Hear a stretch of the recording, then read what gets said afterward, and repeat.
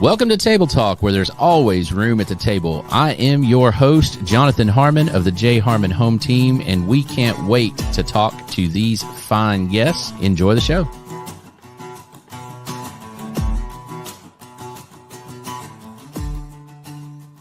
This is going to be a good show.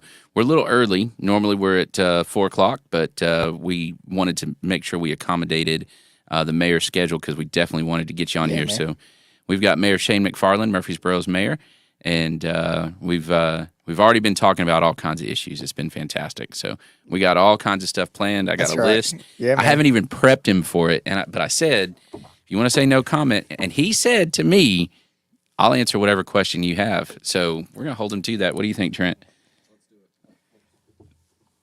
Yes. Let's do it. That was worth the wait. You may not like the answer you get. That's okay. That's okay. I've told many people, after doing this for so many years, I think I've lost my political filter.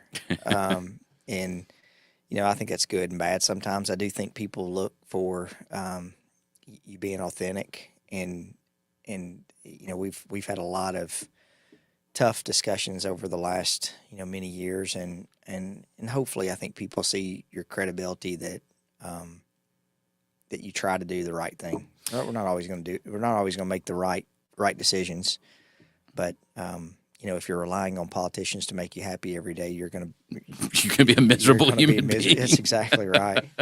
Yeah. Well, and I think that's an admirable trait in my opinion. I don't know that it would get you to Washington as a politician, but at the same time, at least for me, I rely on my local folks to shoot me straight. And honestly, the decisions that they make and the banners they choose to run with, they affect my everyday life way more than anything that happens, maybe even at the state level, but definitely at the federal level. Yeah, I think there's lots of things that are going on at the state. Every municipality, local decisions, and I have been consistent with this. I think local decisions should be made at the local level. Mm-hmm. I even think like the state government doesn't like the federal government telling them what to do, and you'll hear and it runs the direction. You'll hear state people that will say, we don't want Washington telling us what to do, but at the same level, the municipalities in the communities you live. It's different in Murfreesboro than it is in Bolivar or I don't even know where Bolivar is. That's West Tennessee. Okay, yeah. Thanks. So, so I think those are things that we deal with. Things that we deal with are different, and so, I've found that I think, like with some of the issues that have been happening in the city over the last 3 or 4 months, I don't think people really research as much and really understand what's going on. They just read, 140 characters on Twitter or read a headline that's maybe on social media, but not really understand what's happening. And so I've tried to stay committed to making sure that, when people email, when you talk with people, that you try to be able to explain and understand. And I think that it's like being married. If you make rash decisions without listening, you're not going to be married very long. That's right. And so I think that's what you try to do. And you brought up a kind of one of my pet peeves, one of my stumps, if you will, and that's you talk to people a lot, and of course you see this on keyboard jockeys on all social media. I've done my research.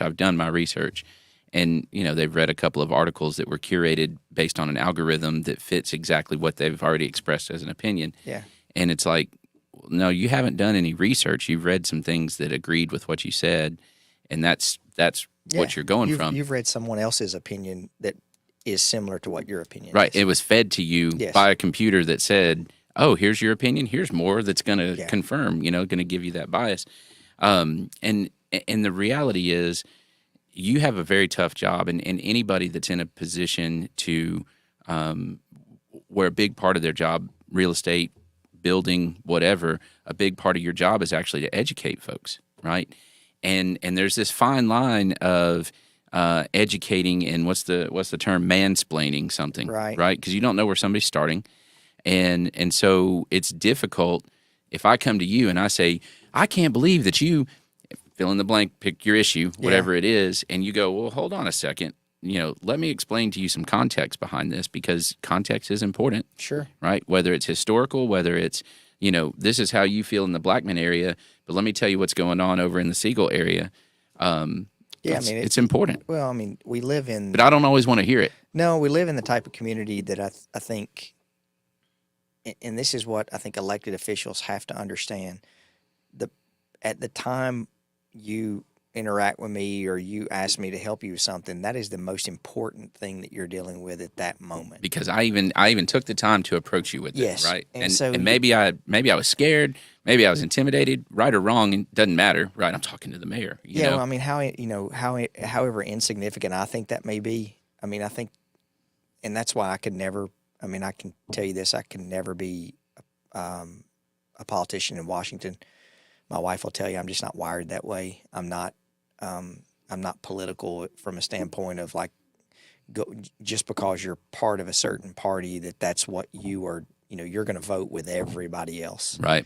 And I laugh a lot of times because one of the council members had told me the other day. He was like, I talked to someone. It was one of our new council members, and he said, that person said to him, that Shane McFarland, he's a builder developer, so he's always on the builder developer side. He's just doing this to make money. And the council member told this person, hey, I've been up there with him for almost a year now, but have you watched him at the meetings? And he said, no. And he said, well, he's usually the one that's like hammering the builders and developers to say, well, no, that's not right. We shouldn't. So I think it's just all based on perception without really seeing where we right. are. I mean, and I think, like with you and your team, you build up your reservoir of trust over time. Mm-hmm. And, people who've not had that experience with you, they don't know what your heart is. I laugh when someone tells me how I am and they don't even know me. And now at the same time, one of the books I read talking about the reservoir of trust, we can make decisions that poke holes in that reservoir, and that trustworthiness leaks out. And so it's way harder to plug the hole than it is to just fill it up. Yeah. I mean, I talked to someone on Saturday who I guarantee you politically we disagree on just about everything.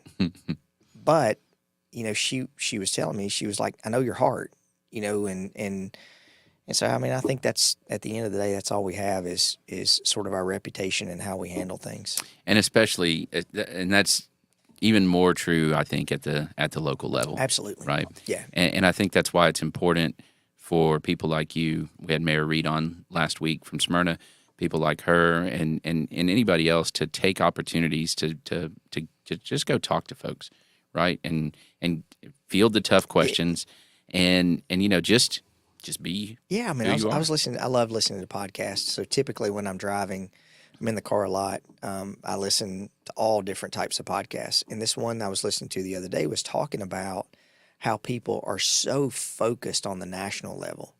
I mean, they're focused on, X, Y, and Z issue at the national level and not realizing that there are way more issues at the local level that affect them on a daily basis. And, I think that's one of the things, like looking at even, for example, the county. I'm not going to go into past administration, but I think it's so much different at the state level than it is at the local level.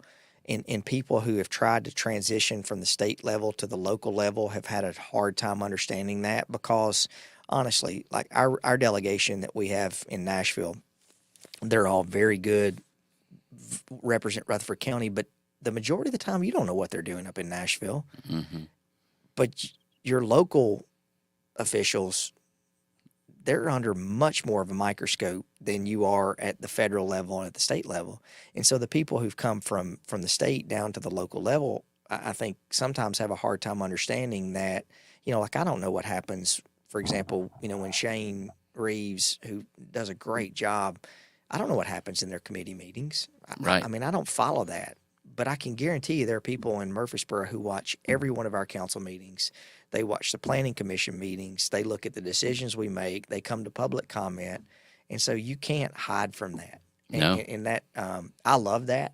That's why I would not be good doing anything else than where I am right now. Well, to me, that level of accountability, it translates to freedom, because it's like, I'm going to make this decision. It's the best decision that I know how to make. And you've already seen it. I'm obviously not hiding anything because it was literally televised. Yeah. I mean, you know what I mean? Yeah. Yeah. So I don't know. I think that's good. Well, let's look at some of the issues facing the city, and Sure. we'll go fairly rapid fire as you want, and Bring then it. whatever you want to add to it, we can add. Let's start with the trash, man. Man, what a mess! And then there's, over the last couple weeks, there's been some stuff in the papers, the leachate, but then they're saying there wasn't. Yeah. And what is going on there? Man, I watched. God love him. I love, Bill Wilson does that, Mr. Murfreesboro, and I watched the general manager of Middle Point, was on there, and it was basically an infomercial for Republic, and I was just like shaking my head. I wish I could have called in, and I can't go into the legal stuff, Sure, but I can tell you the city council, I think Mayor Carr, the Public Works Commission, Mike Cush at the county level. We voted about 3 months ago. We're in the process of a southern transfer station, which is basically, we're preparing for Middle Point to close. And so we signed a design contract that was $2.8 million for a new process it's a waste away process, where all the trash comes to this transfer station. It's then run through a process where it goes through, recyclables are pulled out.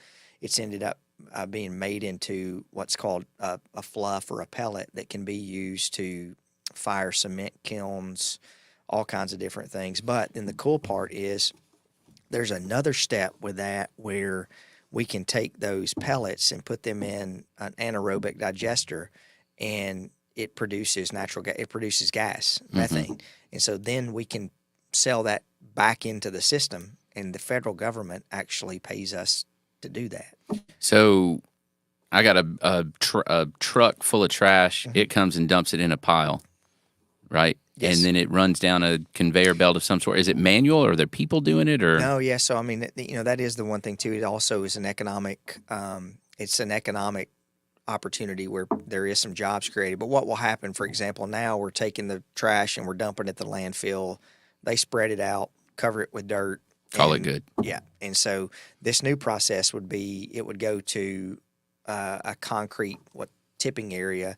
It would be put into this big, huge metal building, and then it's taken literally across the parking lot, and it's run through this process. And so we've researched this for almost 3 or 4 years, and we feel very confident. Now, I mean, here's the deal.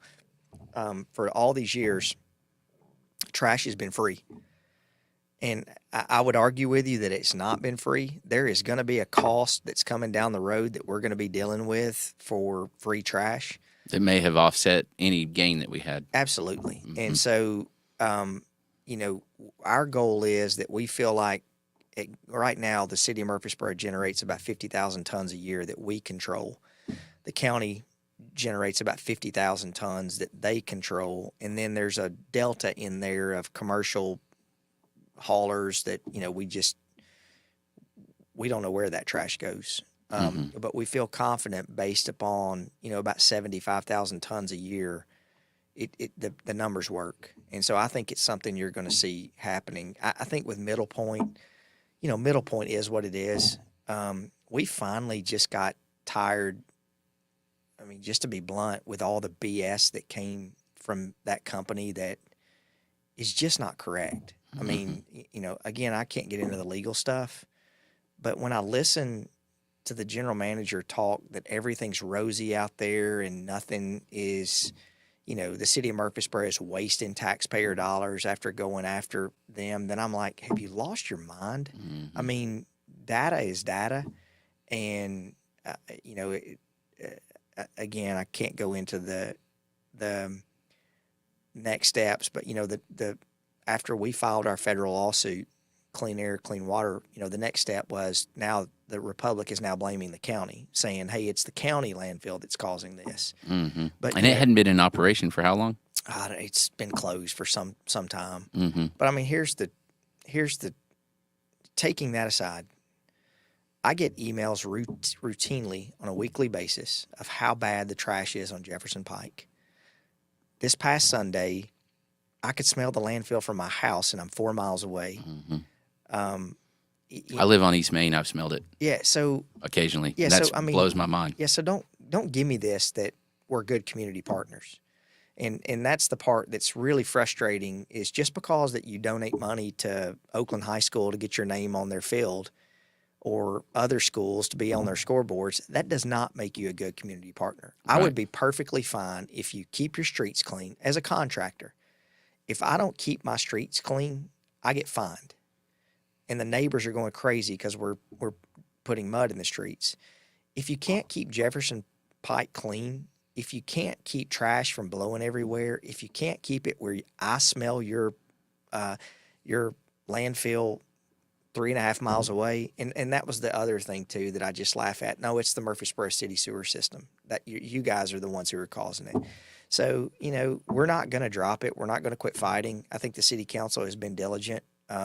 We want to find the next solution, but we are adamant in saying that too much you're given, too much is expected, and why in the world would you want to allow them to have an additional landfill when they can't manage the one that they have right now? Right. And it's all about money. I mean, that's what Davidson County, 70 some odd % of the trash that comes in, it's all about money, and that is it's investor return, it's your stockholder return, and we're the ones in the community who are having to deal with the things that it's causing.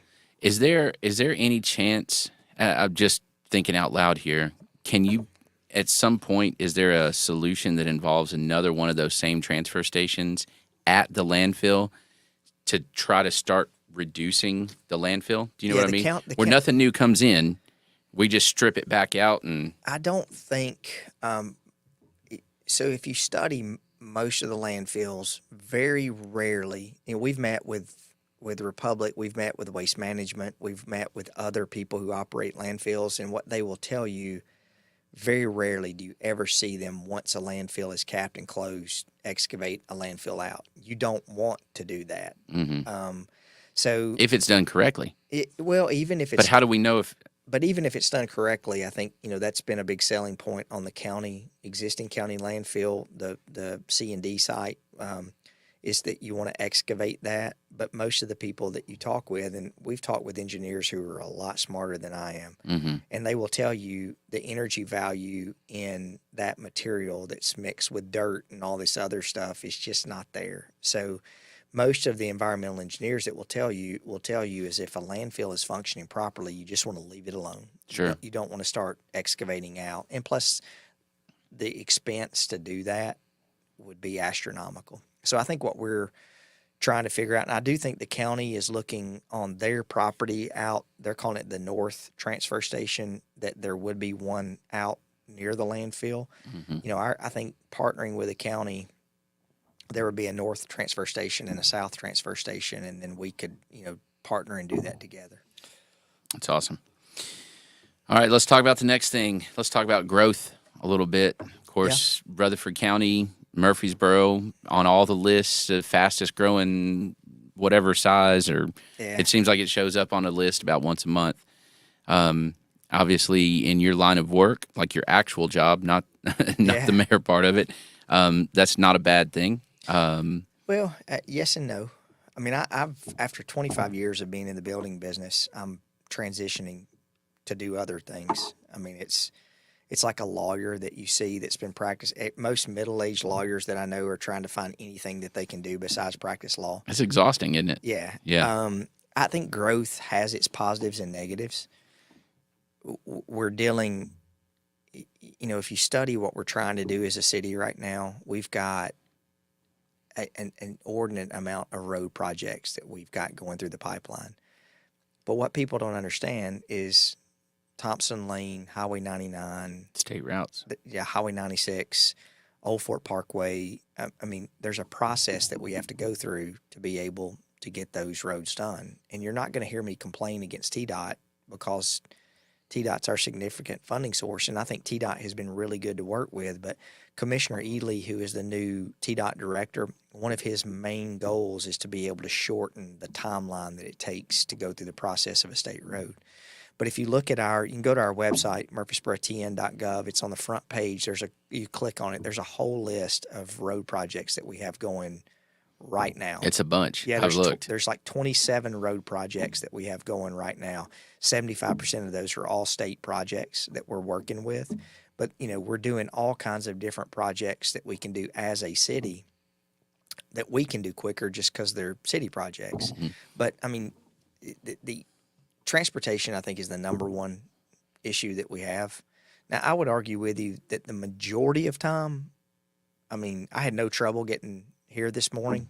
But you've got those peak hours that traffic sucks. I have to go to Barfield with my son for baseball, and it takes me 45 minutes to get there. I make that comment all the time. Yeah. Murfreesboro's 45 minutes from Murfreesboro. Yeah, it is. And so I think there's some growing pains that we will work with. My number one focus, I think, also is continuing to make sure that Murfreesboro is safe. Mm-hmm. And, I think seeing shootings and those types of things really concerns me. And ultimately, that's another form, if you will, of infrastructure that the city deals with growth, right? Yes. So it's not just roads. No, but police, fire, EMS, all other services. Like for example, like 3 weeks ago, the unfortunate, the gentleman who had shot his wife and then drove from Alabama and killed his two kids and then took his own life. That was horrific. But that's tough. How does the city stop that from happening? I don't think it does. And so, I think stopping a crazy person with a gun is really hard. I do think, and this has been a major focus with us, predominantly if you draw a ring, we have a city within a city, right? Mm-hmm. We have MTSU. And predominantly if you draw a 1.5 mile circle around MTSU, that's typically where you'll see the majority of our, what I would say, violent crimes. Really? Yeah. And I'm not saying anything that I haven't said publicly. I graduated from MTSU. I think MTSU made a horrible decision. When I went to school there and graduated in 97, there were roughly about 8,000 student units. I think it's the 10 to 8,000 number. I think that number now is down to like 2,100 units. Mm-hmm. And so when you're pushing people off, you're doing two things. You're making MTSU a transient campus, which it's always been the average age at MTSU is like 26 years old. Mm-hmm. And so it's a transient campus.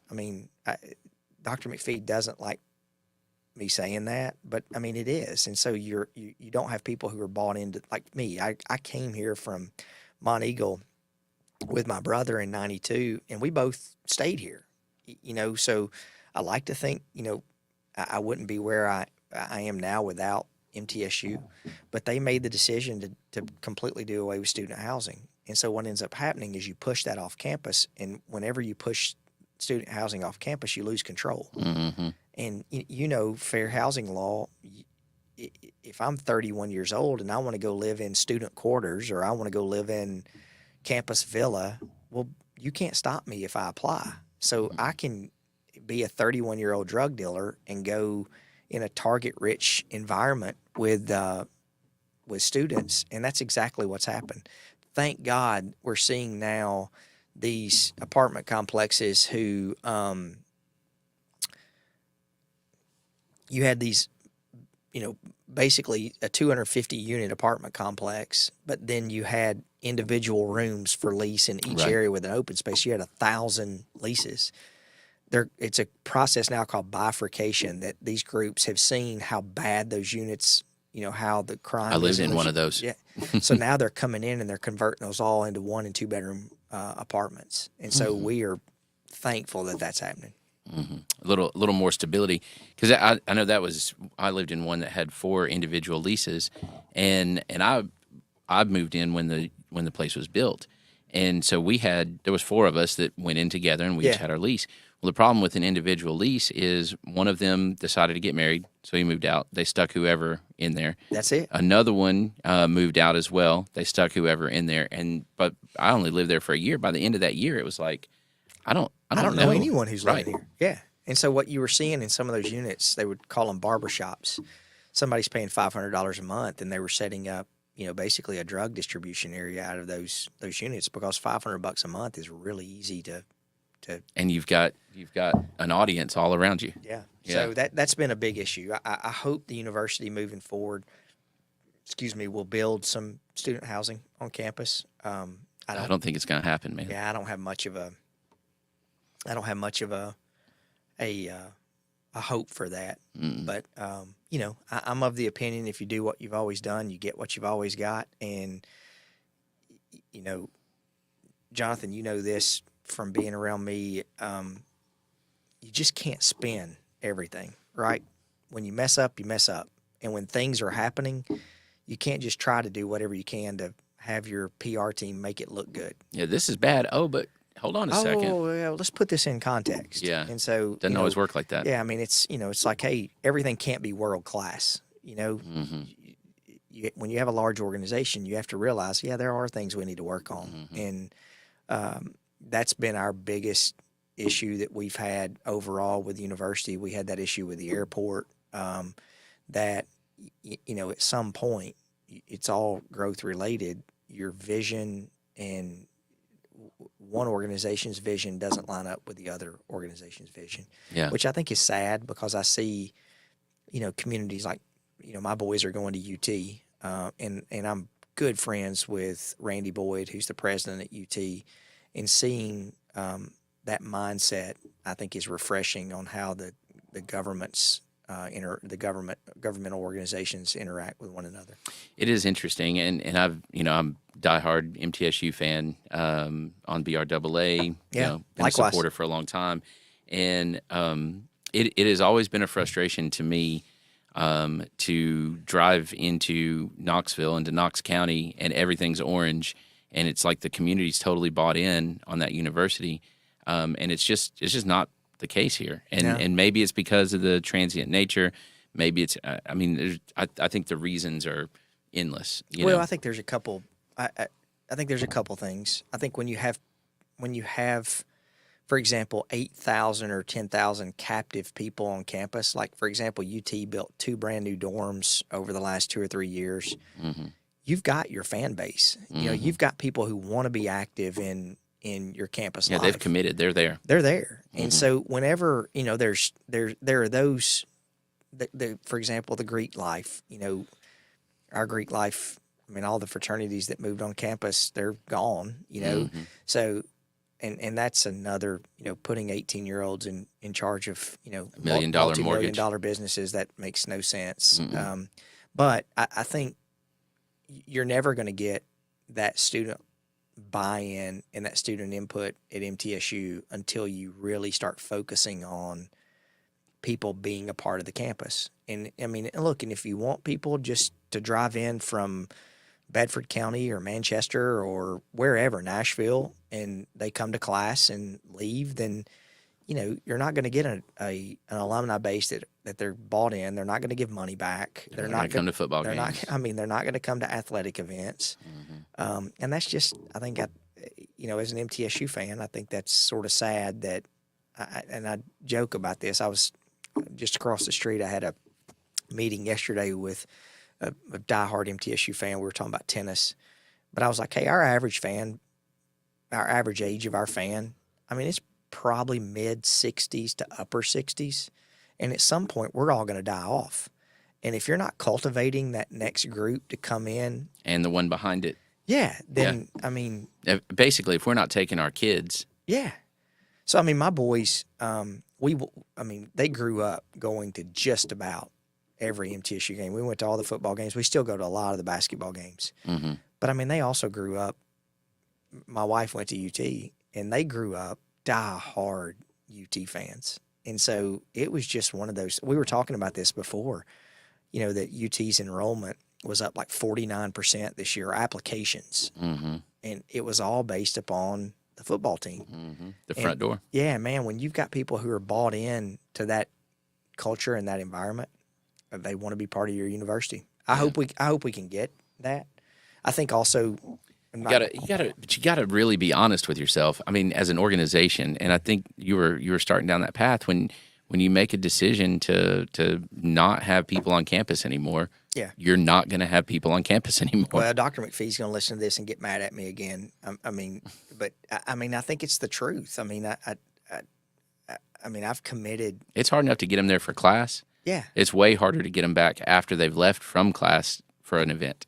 Yeah. I mean, I'm completely thankful that they're building the new student facility for athletics. I think that is extremely important. Mm-hmm. But they've got to figure a way to get people involved in the community in the athletic events. And I always hear the excuse, well, we're just in a market that there's so much going on that that we're competing against, and I just think that's a loser's mentality to say. Here you go. Look at every high school in Rutherford County on any given Friday night. Yeah. And tell me that same thing on a Saturday. I agree.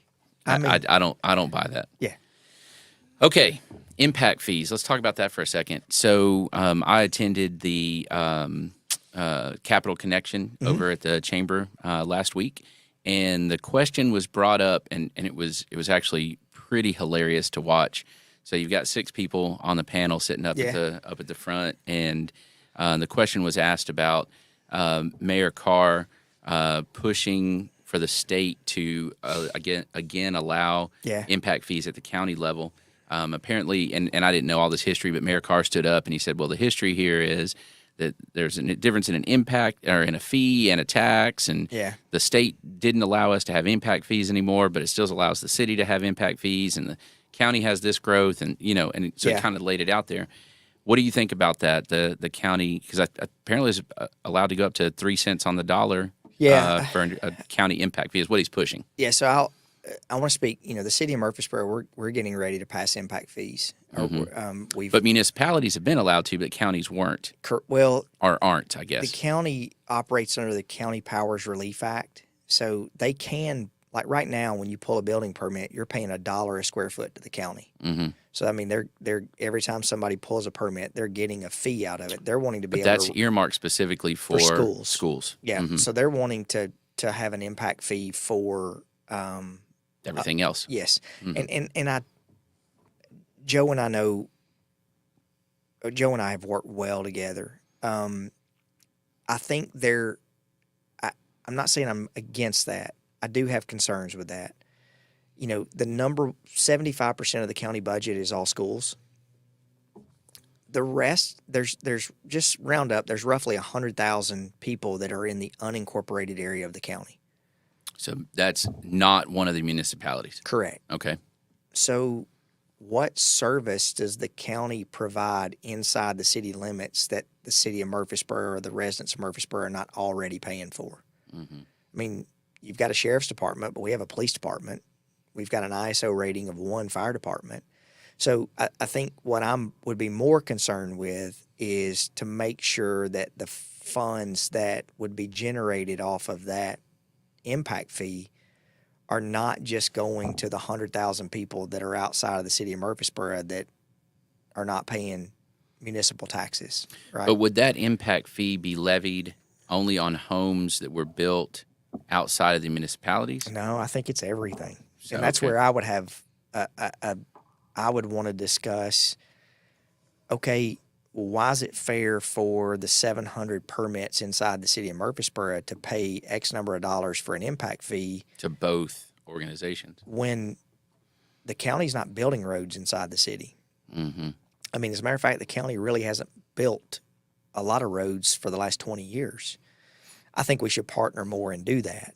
But, I think anytime, it's like the wheel tax. Anytime you put a governmental fee on there, typically that fee was just supposed to be for the construction of Riverdale and Oakland School back in the 70s, and that wheel tax is still there. Mm-hmm. So I think you have to be careful on how you're doing that. I think we made a mistake, and this is coming from a builder. We're the only municipality around us that does not have an impact fee. and we should have an impact fee. So the builders who come to me and say, I've been honest with them to say, look, if you're coming to me to argue against an impact fee, then, and this is my opinion, you should be arguing how much it is, not whether we're going to have one or not. But at the same time, Jonathan, I don't think it's fair just to penalize new growth.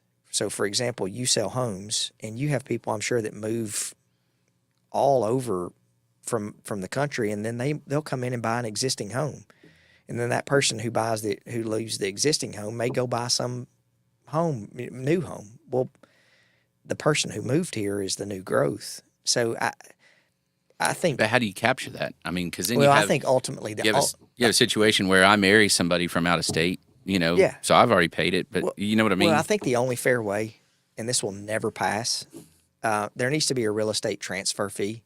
So every time a home sells in Murfreesboro, there's a small fee that goes, into the bucket for the municipalities. I mean, we have state tax, the stamp fees and those things that we pay, but that way everyone pays. But some would argue that if that construction, it's sort of like a business, like your tap fees and stuff like that. If it's already there, and I guess my point is, if I paid for this house to be built, right, including the impact fee, and then I sell it, and that person buys it, it's already been paid. Correct. Otherwise, it's a double taxation type I totally agree. situation. Well, I would think that impact fee, that transfer fee would be a lot less than what the overall impact fee is going to be. I think our impact fee will end up coming back somewhere around $1 a square foot, and that will go to schools, police, fire, and parks. But the builders will tell you what other organization you're just levying against one industry. And because ultimately it's just going to be passed on, right. It's going to be passed on to the consumer who's coming and buying the product. Well, and I would also make the argument, you were talking about stuff inside the city versus out in the county.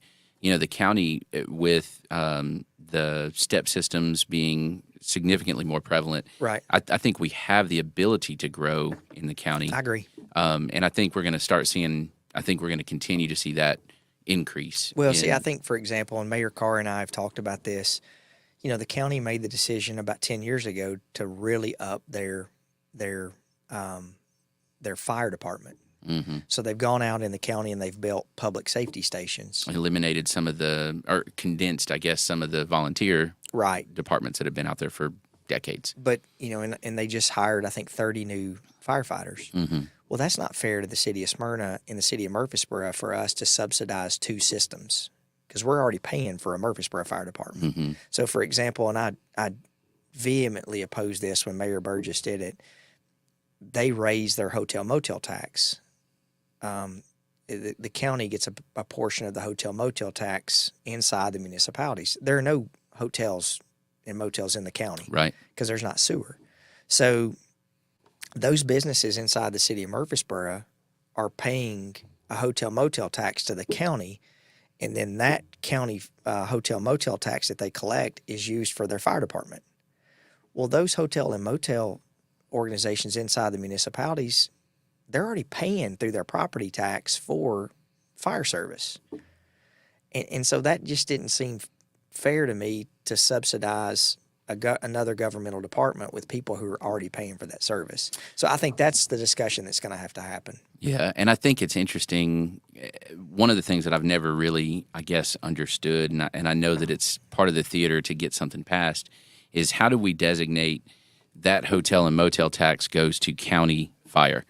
It seems like there should, and this all comes to trust. I know there's a whole thing that we can open up with this particular topic, but it seems like this is a revenue stream for the county. This is a revenue stream for the county. This is a revenue stream for the county. Here's our budget. It doesn't matter. Like, I think we start having issues, and this is what he was talking about with whatever the fee is that the county can levy now on building, is that it has to go directly to schools. Well, the sales tax that the county gets inside the city of Murfreesboro, so, our sales tax is 9 3/4, right? Half of that goes to the state, directly to the state.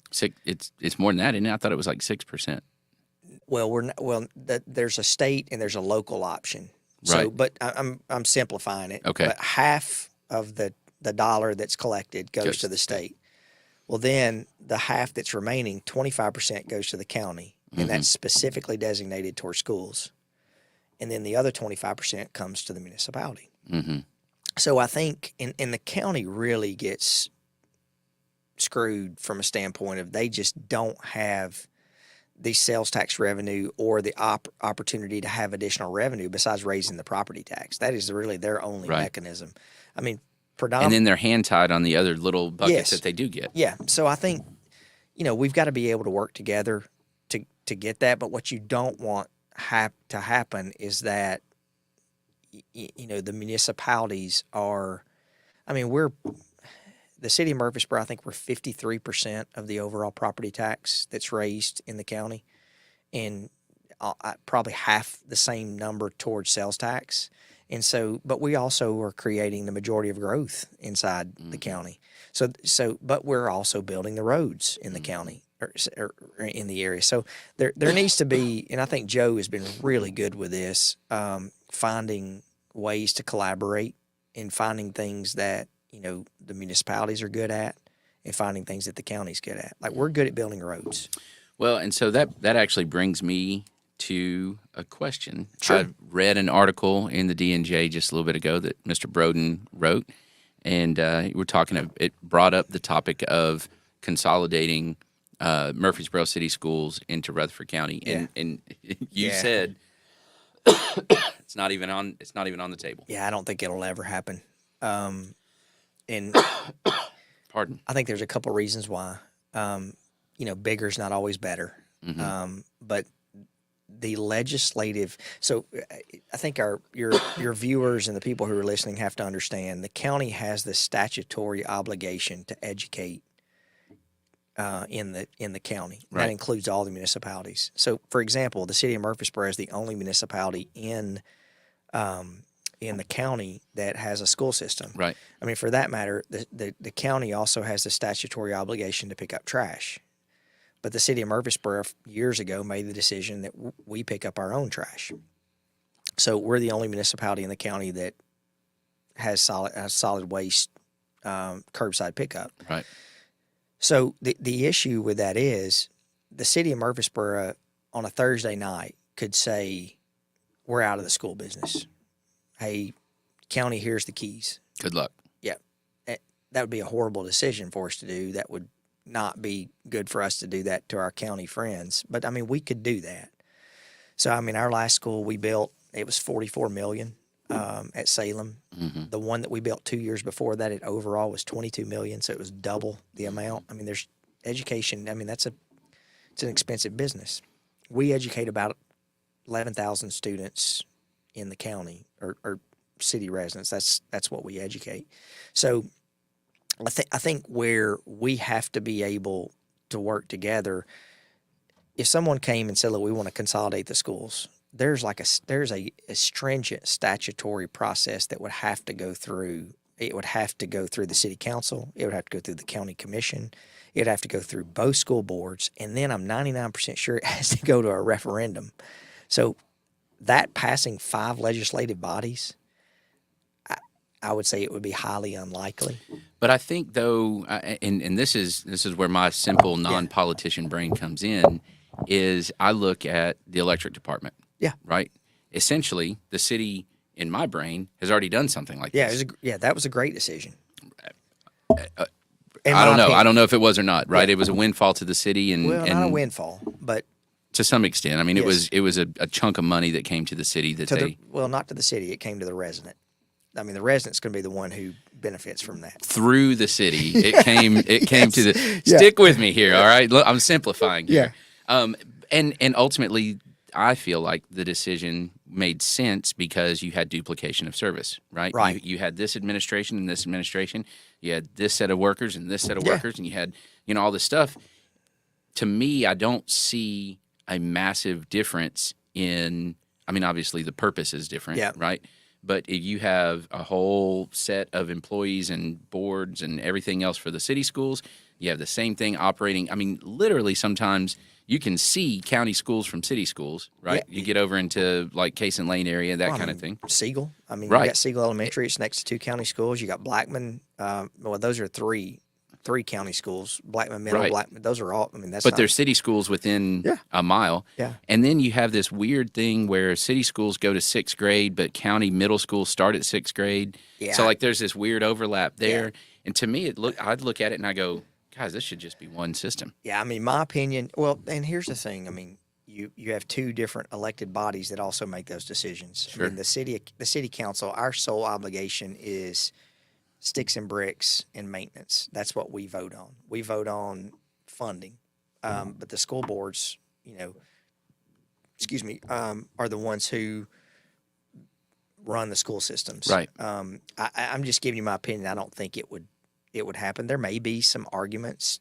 I mean, I think the only thing that you're really going to save is administrative money. Instead of having 2 directors of schools, you're just going to have one.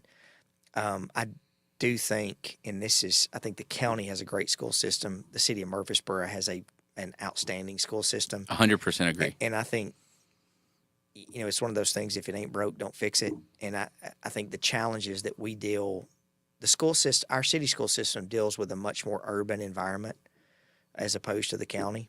And I do think there are county schools like, Blackman and Barfield, Siegel, for example, that are dealing with a different environment or have that same environment. But, I think we're dealing with some different things. Like when COVID hit,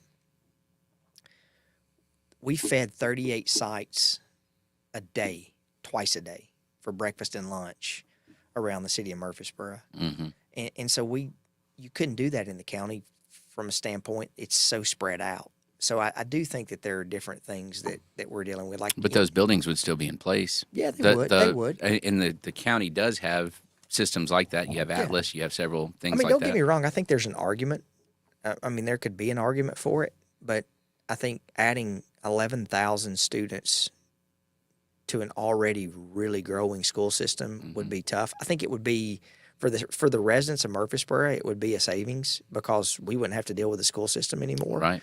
But I don't think that would be the right thing. Now, the one thing, and I've been public saying this, I'm not sure having 6th grade in our school system makes any sense. Because typically it makes no sense. Yeah, typically what you'll see, and we had this discussion back when Gary Anderson was the finance director, and it all was based upon how much the state gives. And, here's my simple thinking. If we have 1,000 6th graders in the city of Murfreesboro, because typically what you see, most students, once they get to 6th grade, they leave the city of Murfreesboro and they go to the county to start the middle because school. they don't want to start middle school in the middle of middle school. Right. And there was a huge change. I mean, when I went to middle school, it was 7th and 8th grade. Yeah. Right? And at some point, they said, no, middle school is actually 6th, 7th, and 8th grade. But think about this. I think the last time I checked on this, there was about 700 to 1,000 6th graders. Well, so all of a sudden, if you were to say, now, if we did this, you're going to be throwing 1,000 students onto the county that they currently wouldn't have. Mm-hmm. And you're taking away 1,000 students from the city. That's a school. Mm-hmm. So 1,000 students, that's how big we build our schools. So all of a sudden, you're not having to spend $44 million on a school because you're not educating the 6th grade. I think it would be something that would need to be phased in, so that way you could let our county team know, hey, we're getting ready to do this. But I think that the explanation we got a while back, that just say rough numbers, if it's 1,000 students, I think the state pays like $8,700 or just round up $10,000 a student. Well, that was about $10 million that the city wouldn't be getting. I would argue that's $10 million that we wouldn't have to spend in debt service and other things. Mm-hmm. I think that's really the discussion that needs to occur. Mm-hmm. Gotcha. Man, I had so many more things on here, but we're about out of time. Oh, you got to give me is there a good hard question? You know what? I'm going to give you some good questions. Okay. How about that? All right. I'll be quick. So this is the Mayor McFarland. We're going to go your top 5 on these, okay? Okay. So since you've been mayor, top 5 wins for the city of Murfreesboro. Miracle Field, hands down. I mean, place is awesome, isn't it? That's one thing I drive by every day, and I'm like, okay, we got that one right. Yeah. I think we've been able to cut through a lot of the inner workings to be able to help small businesses. I think that's something that's near and dear to me. Can I brag on that for a second? Sure. So, as you know, I opened a small business. We're just over a year old now. It took us about a year to get it built out and everything. And your guy Greg McKnight over at Codes and Planning, and his whole team, all the way down to the inspector, everybody that I've worked with, the clerks, everybody. It was, you start out something like that, and everybody's like, oh, the city, oh, Yeah.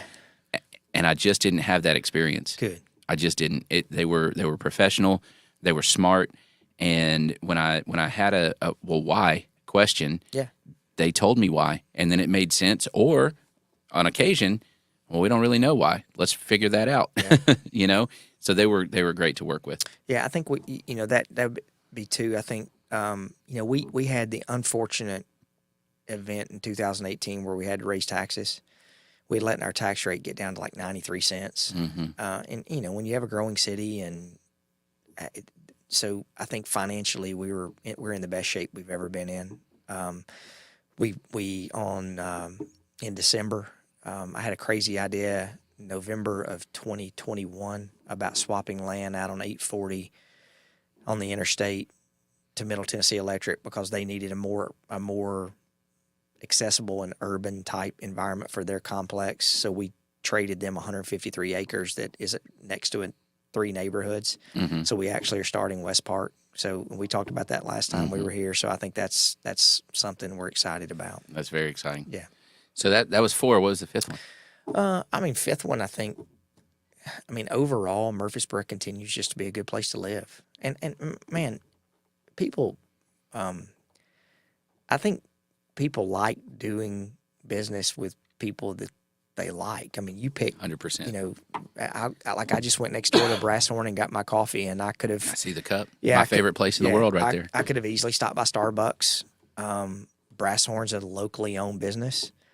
May pay a little more. I don't know. I don't think that you do. You definitely get better coffee though. Yeah, but I think that's making the city and continuing to make the city accessible and also responsive. That would be, I think, a huge win for us. All right. Top 5 things that we missed since you've been mayor. Losses, however you want to spin that. Yeah, I'm not one to dwell on mistakes. I think you learn from those mistakes. I think this legacy sports development that was announced, when somebody comes in and wants to do a really big development, it's not like you can say, nah, I really don't want to stand up there with you. I think that's going to be proved. I wish that would have gone a different direction. Feels like the monorail on The Simpsons. Yes. Remember that episode? Yes, where it shows the end. Yeah. I think that's something that I've been disappointed in. Mm-hmm. I think the characterization with some people that the city does not like everyone. That drives me crazy. Look, I don't. There are things I do that people don't agree with, and I'm the one who has to put my head on my pillow every night. But it's not for me to judge anyone else. Mm-hmm. And so I think the characterization that the city is not welcoming, for example, to the LGBTQ community couldn't be further from the truth. The perception that we want people who spew hate to come into our community.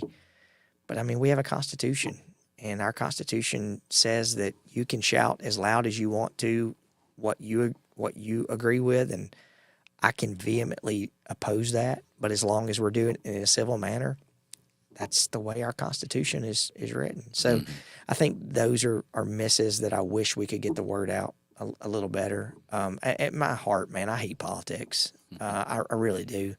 I just I think if we can do a better job making sure that we get our message and our word out, I think that's something where we fell short. And then we just I told you that I've lost my filter. I wish that the relationship with the past county administration would have been better. But I think when you lose trust, you just lose that common ground. Like we were talking earlier, Mayor Reed in Smyrna, I talk to her routinely. Mayor Cole, we all trust each other. And I think as municipalities, we had lost that trust and I say as a collective. And so I wish we could have found a way to get that. That's disappointing. That back on the rails. I think Joe's doing a really good job, helping with that. But man, here's the thing, and I'll probably get in trouble for saying this. This just goes to show that I'm not looking at running for any other office. Whenever you put R and D in front of your name, you get hemmed in a lot of times on the local level. And even the politics at the county level is so different in the city because we provide services. I mean, I don't ask you when I go pick your trash up, are you a Republican or a Democrat? Are you gay? Are you straight? What's your religion? We just pick trash up. You just need the trash to be on the curb. That's it. That's it. You can't be overstuffed, Right. So I think we have tried to major on the major and minor on the minors, and our major needs to be that we provide services to everyone in our community and just keep all the other stuff out of the way. Yeah, I agree with that. All right, 3 things on your wish list for the next when do you run again? You just did. I was just reelected in August. Yeah, I don't know if I'll do it again. I really was. I was really thinking about not doing it this time. It's a lot. It is. I enjoy it. I mean, it's taken me a while, but I mean, I'm not a narcissistic person. My wife will tell you, I come home to her and I'm like, hey, what do you think about this? And I mean, a lot of my best things have been from, it was Ashley's idea about the Middle Tennessee Electric property because I was running. She was like, well, what about this? I mean, so wish list, I think, continue making the city a great place. I think trying to continue to keep the state and the federal stuff from getting into the local side. I'd love to see West Park get finished. I mean, love to see it get finished. I'm a parks guy at heart. I'm on the ball fields. I was at the ball field last night coaching some kids. So I'd like to see that happen and some of these road projects get happen. And Notes Live. I think you're going to see that's that. on my list. Yeah, I think you're going to see that get started. What would you say? We'll end with this because I think this is important. Yeah. I am a huge fan of that project. Everything that I've read, it makes sense. Where it's located makes sense to me. But the biggest complaint, concern, whatever that everybody says, and I don't have a great answer for it. It's, from my opinion, this is probably to a fault. I'm like, well, we'll deal with that when it, Yeah. And it's probably not the best way to approach things. But what about the location? Because everybody's like, why? Love the idea. Why would you stick it in the middle of town? Well, there's a couple of good reasons for that. One, we're getting ready and had already had in plan that we're widening Medical Center Parkway. That was before my time. But, I mean, building a 4-lane road with no shoulders is probably not a great mistake or probably not a great decision, especially knowing what's there now. So Medical Center Parkway. Those curbs are brutal, man. Yeah, I've seen people hit them. I would rather have more lanes and less landscaping. That's just me. So, but I think you're going to see Medical Center Parkway improved all the way from Broad Street to 24. I mean, it's already started from 24 back to Thompson Lane. So I think we're going to alleviate that. The other part too, Jonathan, is that piece of property, you could have put an office building there that would have generated 3,000 and 4,000 traffics per day. They're going to have 40 events a year, and they're typically from 6 to 10 o'clock. So the majority of their traffic is going to be when it's not as busy on Medical Center Parkway. But, I mean, here's the reason why, because I asked them that. The big thing is, well, why did it not go out to 840 on the Blackman property? They've got 3 restaurants that are going to be open year-round.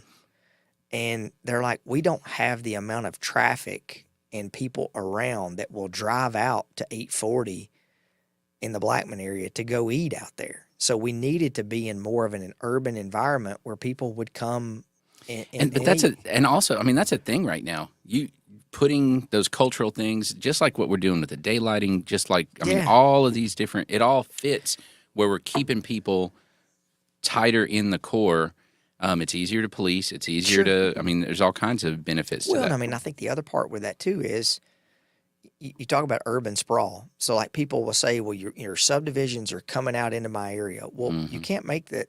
You can't have that argument to say I don't want a subdivision out in my area, but you want us to put an amphitheater out in your area. Right. I mean, it's just like, for example, the amphitheater that First Bank did in Williamson County. You know, one of the big arguments has been that the infrastructure is not around to be able to handle that, and they put it out in the middle of nowhere. Right. And so I think at least the argument here is like we're building a new road that's going to connect to Robert Rose Drive behind the Oaks. Crosses the creek right there Correct. at Stones River. Mm-hmm. So, you know, we've got all these things that are in process that that's why it went there. And I mean, look, man, I read all the comments on all the stuff. I don't ever respond. You shouldn't do that. And I know I read those whenever I'm feeling too good about myself.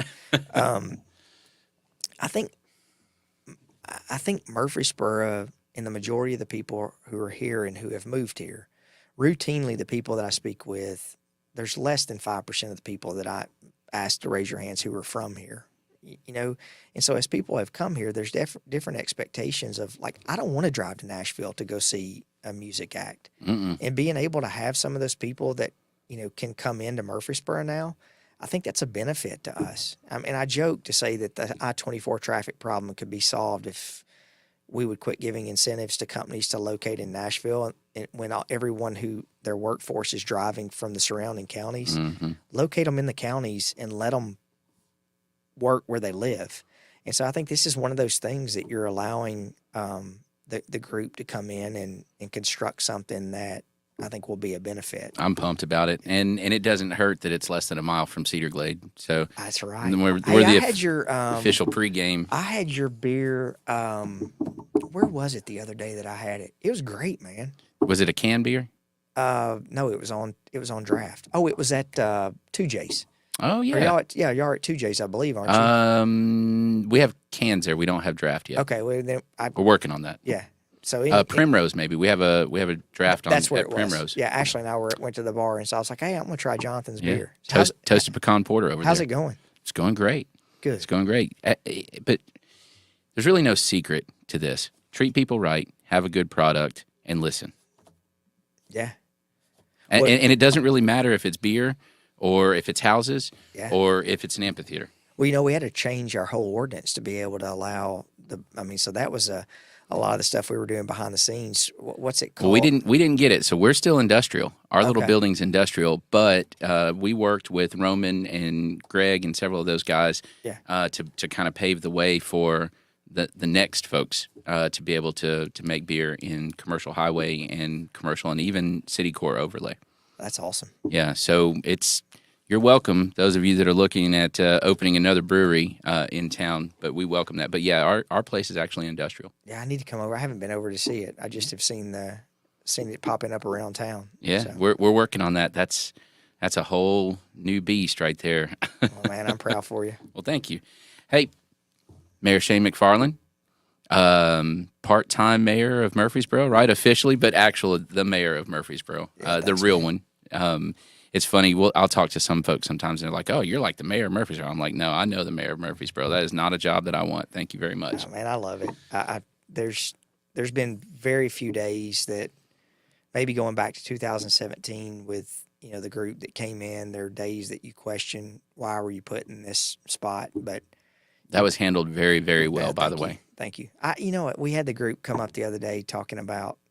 I think the Proud Boys came into a rally the other day, and I'm like, please go back and Google what happened in 2017. Most of y'all don't even remember that, but I think as a community, that was a good day for Murfreesboro. It was. It was a good day, but it was one of those things. I still keep in my phone a text that Sean Hackinson sent to me, and Sean was like, "Hey man, I'm not one to kiss people's," but he was like, everyone doubted when you were saying, "Hey, this is exactly what we need to do."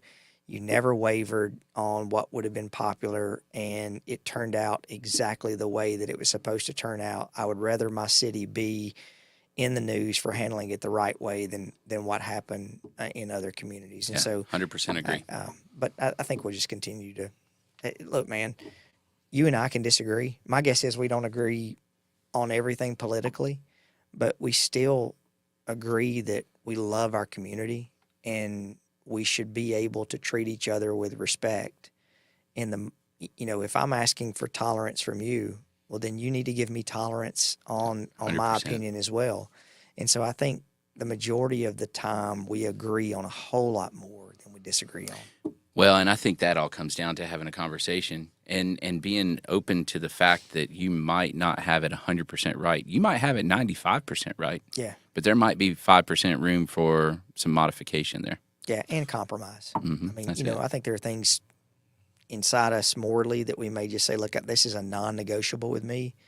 But the majority of the time, I think everybody just wants to live peacefully, and they want to be able to enjoy, their individual lives. So that's at my heart, I think that the least interaction with government is probably the best, because people will tell me that. I'm right there. I used to tell Mayor Ketchern this, and I wasn't trying to be a jackleg, but I was like, over these many years, I have found out that when politics gets involved with service delivery, we are going to screw it up every single time. At least complicate it. Yes. At least. Yeah. Politics doesn't really help service delivery. Yeah. And so you let the people who are trained to do that do it. And that's one of the reasons why Murfreesboro has been so successful. I love it. Mayor McFarland, all right, brother. If you have any questions that you want to get to him, put them in the comments, and I'll make sure that he gets those and does respond to them, not just reads them in this case. Anytime. And thanks again. We'll have you on again soon. All right. Thanks for watching. Bud. See ya.